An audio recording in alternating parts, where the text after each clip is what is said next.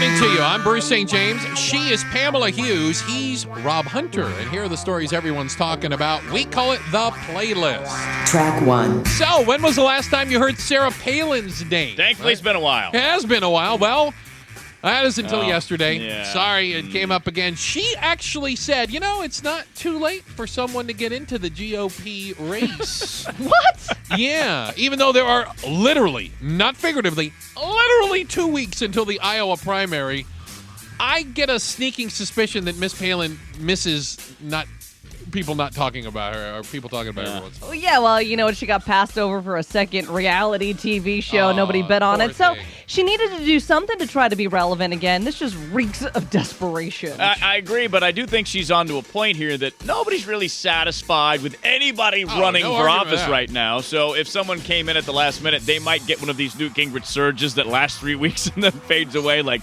everybody else seems to have had at this point in time. Track 2. All right, well, flying over the holidays, never fun this time of year, but it may not be that bad this year. Really? When you guys are both flying. I know, right? Well, the official holiday season starts this Friday and runs through January 2nd. Got it. They say about 5.5 million people expected to fly. That's a drop of about 10% Really? from last year, which means this will be like the 7th fewest number of passengers flying over the last 10 years. The reason, they're saying, well, you know what? You're paying 5% more for that plane ticket, so... Yeah, maybe that's the effect. It's 5% increase, 10% less travelers. And works. it's those darn baggage fees that are keeping people from going home for the holidays.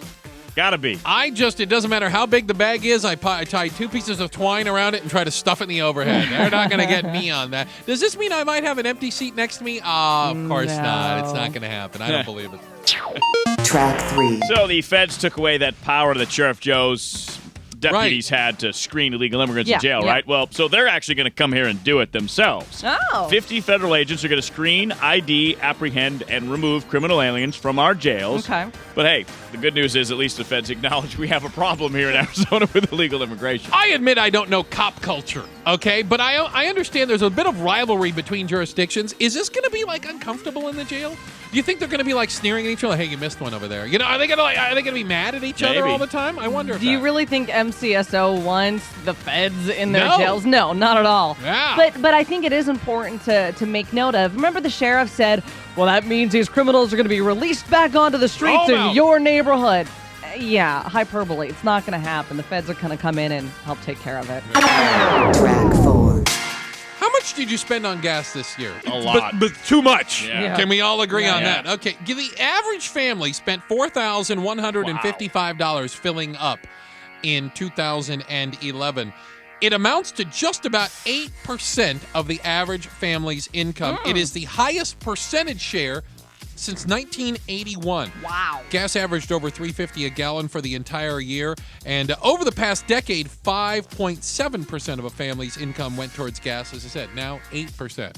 Okay, so if you look at 5.7% versus 8%, that means on average, families are spending about $1,300 more a year right now for gas. That's not chump change. No, and it's also a huge difference on what you have to spend on disposable things. Yeah. So as far as making the economy grow, going out creating jobs, less people have less money to do it because that's the money they were doing it with. It's going right into the gas tank. I go chocolate fountain. Nice. Track 5. Well, you guys heard the saying, the pen is mightier than the sword. I've heard that saying. Okay, well, what does it mean? Well, apparently the pen is a little bit mightier than stomach acid. Really? Yeah, see, this 76-year-old woman went into the doctor. She was losing a lot of weight, getting sick. So they ran all of these tests. Run some tests. They found a pen in her stomach. P-E-N, pen. Oh, yeah. Well, she says she vaguely remembers accidentally swallowing a black felt tip pen when she was poking at her tonsils 25 years ago. 25 years ago, this thing has been in her stomach. So it still writes. I guess when they say gum lasts 7 years in your stomach if you chew it, pens last, about 3 or 4 times as long. Don't swallow the pen. Who vaguely remembers poking at their tonsils with a pen and then accidentally swallowing the pen? Vaguely remember that? That would stand out as a red letter day on the calendar for me. The day I was poking my tonsils and swallowed a pen. I would remember that forever. Come on. Track 6. Guys, I'm beginning to think every single thing is illegal in New York City. It is. So the guy what's his name? Let me find his name here. Well, anyways, he brings his trash cans out, Okay. like all of us do here in the Yeah. city Take of your Phoenix. trash out. Got to get on He the brings curb. them out at 3:27 one day. Now In the afternoon. Yeah, the rule is you can't bring them out till 4.